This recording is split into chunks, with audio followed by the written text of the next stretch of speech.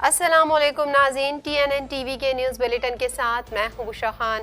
سب سے پہلے شامل کریں گے نیوز ہیڈ لائنز۔ چین کے ساتھ برادرانہ تعلقات سے زیادہ کوئی اہم نہیں۔ نگراں وزیر اعظم کا کہنا ہے کہ پاکستان کسی کو بھی ہمارے گہرے دوستانہ تعلق کو متاثر کرنے کی اجازت نہیں دے گا۔ نگراں وزیر اعظم کا دورہ چین، روسی صدر پیوتن سے ملاقات طے۔ Cipher case, chairman P T I اور شاہ محمود قریشی پر فرد جرم کی کارروائی مؤخر۔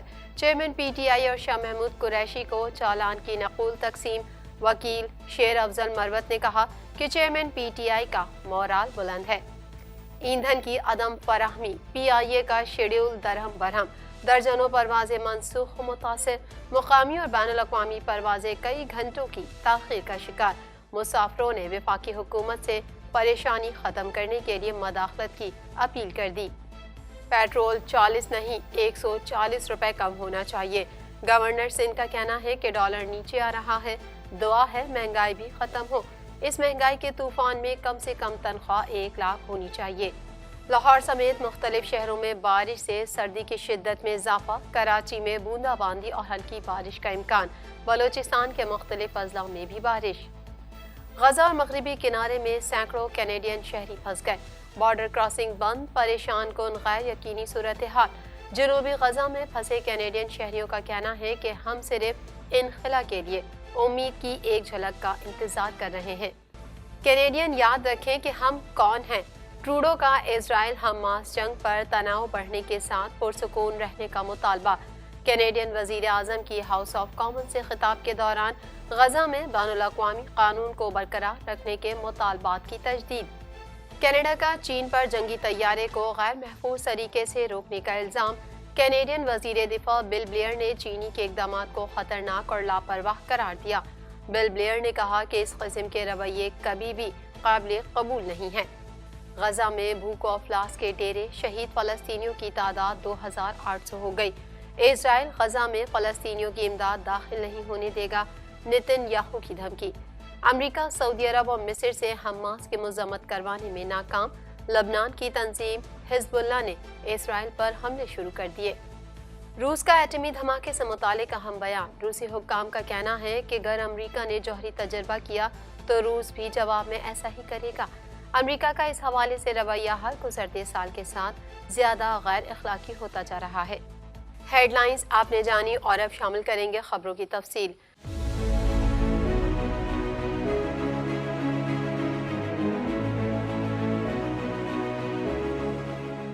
1.25 کروڑ کی آبادی پر مشتمل کراچی میٹروپولیٹن سٹی میں صحت کے حوالے سے ہسپتال تو بہت، لیکن فزیو تھراپی سینٹر نایاب ہیں۔ الحمدللہ ہم نے اس کمی کو پورا کرتے ہوئے گلستان جوہر میں زبیداس فزیو تھراپی سینٹر کا آغاز کر دیا ہے۔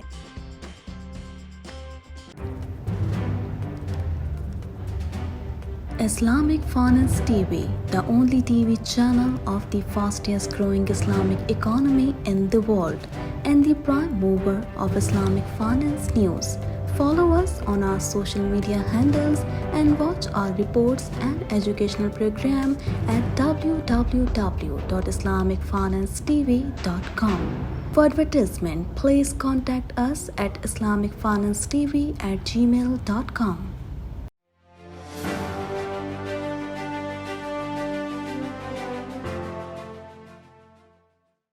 نگراں وزیر اعظم نے دورہ چین کے دوران بیجنگ میں سی پیک پر منعقدہ راؤنڈ ٹیبل اجلاس کی صدارت کی۔ اجلاس میں چینی اسکالرز، تعلیمی اداروں، تھنک ٹینکس کے محققین نے شرکت کی۔ مزید تفصیلات اس رپورٹ میں۔ نگراں وزیر اعظم نے دورہ چین کے دوران بیجنگ میں سی پیک پر منعقدہ راؤنڈ ٹیبل اجلاس کی صدارت کی۔ اجلاس میں چینی اسکالرز، تعلیمی اداروں اور تھنک ٹینکس کے محققین نے شرکت کی۔ نگراں وزیر اعظم انوار الحق کاکڑ نے کہا کہ پاکستان اور چین کی لازوال دوستی ہر موقع پر ثابت قدم رہی ہے۔ پاکستان کے لیے چین کے ساتھ برادرانہ تعلقات سے زیادہ کوئی اور رشتہ اہم نہیں۔ انہوں نے کہا کہ سی پیک ایک فلیگ شپ منصوبہ ہے جو پاک چین اسٹریٹجک تعاون کا مظہر ہے۔ سی پیک دونوں ممالک کے بڑھتے اقتصادی اور تجارتی تعلقات کی علامت ہے۔ یہ ایک انقلابی منصوبہ ہے جو پائیدار ترقی کے قومی ایجنڈے کو آگے بڑھا رہا ہے۔ اپنے خطاب میں نگراں وزیر اعظم انوار الحق کاکڑ کا کہنا تھا کہ پاکستان اور چین دو طرفہ خصوصی تعلقات کو پاکستان میں قومی اتفاق حاصل ہے۔ پاکستان کسی کو بھی ہمارے گہرے دوستانہ تعلق کو متاثر کرنے کی اجازت نہیں دے گا۔ انہوں نے کہا کہ پاک چین اقتصادی راہداری نے پسماندہ اور کمزور طبقے کی سماجی اقتصادی ترقی کی راہ ہموار کی۔ سی پیک بلوچستان کے عوام کی ترقی اور خوشحالی کا مینار ہے۔ سی پیک چین پاکستان کے درمیان تصویراتی اعتماد کی علامت ہے۔ انوار الحق کاکڑ کا کہنا تھا کہ سی پیک کی بدولت گزشتہ 10 سال میں پاکستان کا سماجی معاشی منظرنامہ تبدیل ہو گیا۔ سی پیک نے پاکستان کے بنیادی ڈھانچے کو جدید بنایا۔ منصوبوں سے ہماری نوجوان آبادی کو ترقی کے مواقع ملے، روزگار کے مواقع، غربت میں کمی، دیہی علاقوں کی ترقی میں سی پیک نے مرکزی کردار ادا کیا۔ نگراں وزیر اعظم کا کہنا تھا کہ سی پیک کو افغانستان تک وسعت دینے سے ہم خطے میں ترقی کی راہ ہموار کر رہے ہیں۔ چین اور پاکستان گوادر کو علاقائی روابط کا مرکز بنانے کے لیے پرعزم ہے۔ سی پیک کے فوائد سے استفادے کے لیے نئے شراکت داروں کو خوش آمدید کہنے کے لیے تیار ہیں۔ انہوں نے کہا کہ سی پیک ایک گیم چینجر منصوبہ ہے۔ اس کی بدولت ہم نے 800 کلومیٹر نئی سڑکوں اور شاہراہوں کا نیٹ ورک بنایا، نیشنل گرڈ میں 8000 میگا واٹ بجلی شامل کی۔ سی پیک کے تحت 2 لاکھ سے زائد روزگار کے مواقع پیدا ہوئے۔ دوسری جانب نگراں وزیر اعظم انوار الحق کاکڑ کی دورہ چین کے دوران روس کے صدر پیوتن سے ملاقات طے ہو گئی۔ آفیشیل سیکرٹ ایکٹ کے تحت درج سائفر کیس میں chairman P T I Imran Khan اور سابق وزیر خارجہ شاہ محمود قریشی کے خلاف فرد جرم کی کارروائی مؤخر ہو گئی۔ مزید جانیں گے اس رپورٹ میں۔ آفیشیل سیکرٹ ایکٹ کے تحت درج سائفر کیس میں chairman P T I Imran Khan اور سابق وزیر خارجہ شاہ محمود قریشی کے خلاف فرد جرم کی کارروائی مؤخر ہو گئی۔ آفیشیل سیکرٹ ایکٹ کے تحت خصوصی عدالت میں سائفر کیس کی اڈیالہ جیل میں سماعت ہوئی۔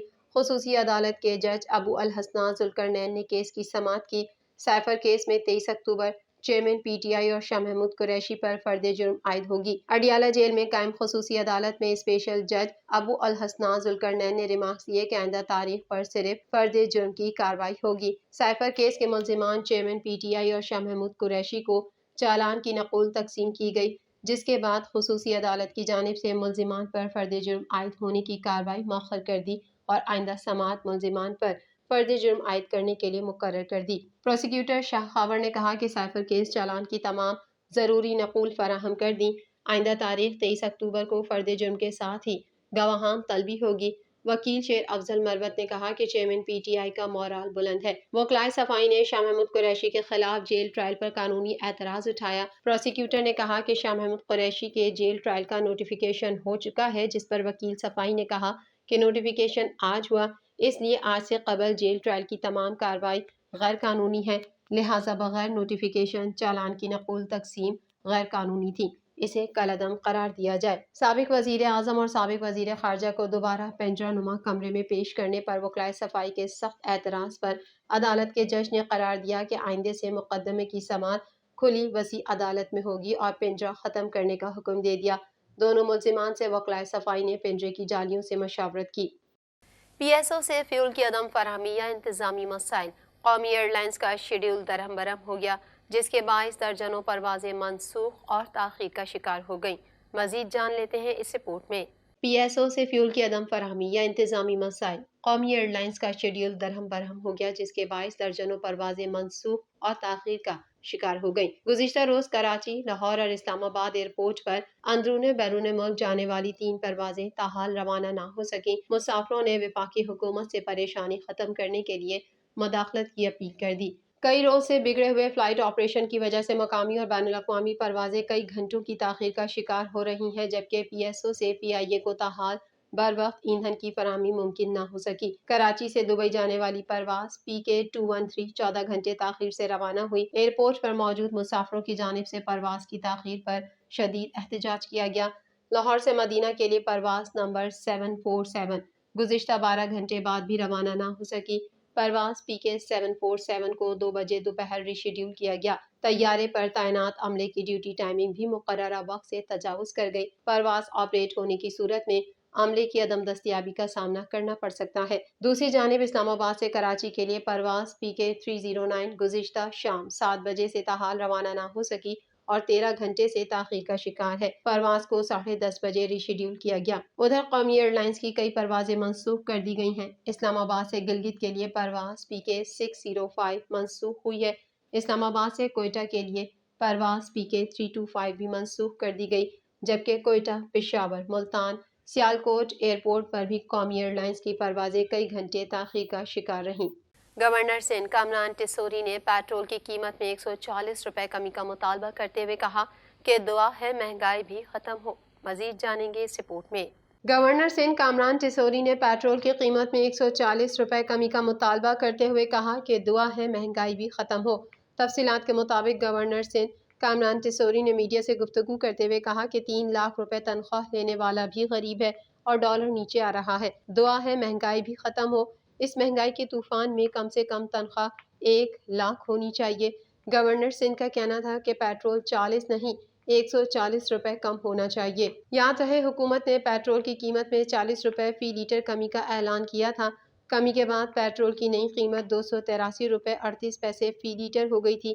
کامران ٹیسوری نے بتایا کہ کل رات ان کا جہاز پہلے ایئر پاکٹ میں پھنسا، اس سے نکلا تو آندھی کی زد میں آ گیا۔ ساتھ موجود نجی ایئر لائن کے پائلٹ نے کہا کلمہ پڑھ لیں، لیکن پائلٹ کی حاضر دماغی اور پروردگار کے کرم سے ہم محفوظ رہے۔ ملک کے مختلف شہروں میں گرج چمک کے ساتھ بارش سے سردی کی شدت میں اضافہ ہو گیا، جبکہ کراچی میں جاری طویل عرصے سے گرم موسم کے بعد شہر میں بوندا باندی اور ہلکی بارش کا امکان ہے۔ مزید جانتے ہیں اس رپورٹ میں۔ ملک کے مختلف شہروں میں گرج چمک کے ساتھ بارش سے سردی کی شدت میں اضافہ ہو گیا، جبکہ کراچی میں جاری طویل عرصے سے گرم موسم کے بعد آج شہر میں بوندا باندی اور ہلکی بارش کا امکان ہے۔ لاہور کے مختلف علاقوں میں رات گئے شروع ہونے والی بارش سے شہر کا موسم خوشگوار ہو گیا، جبکہ درجہ حرارت کم ہونے کے باعث سردی میں اضافہ ہوا ہے۔ شہر کا کم سے کم درجہ حرارت 16 جبکہ زیادہ سے زیادہ 23 ڈگری سینٹی گریڈ رہنے کا امکان ہے۔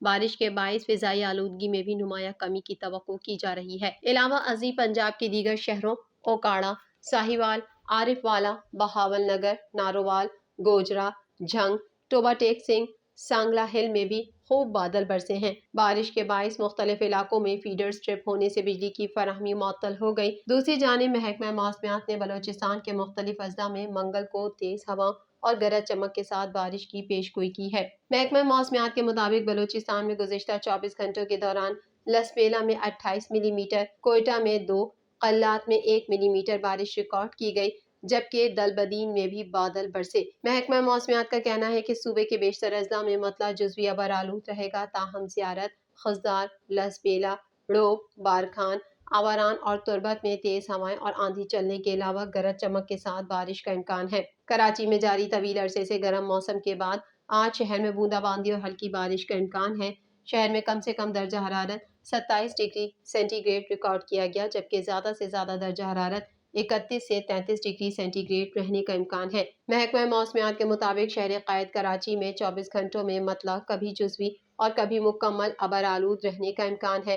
محکمہ موسمیات نے بتایا کہ کراچی میں جنوب مغرب کی سمت سے 8 کلومیٹر فی گھنٹہ کی رفتار سے ہوائیں چل رہی ہیں، جن میں نمی کا موجودہ تناسب 81% ہے۔ کراچی کے مختلف علاقوں میں زلزلے کے شدید جھٹکے محسوس کیے گئے۔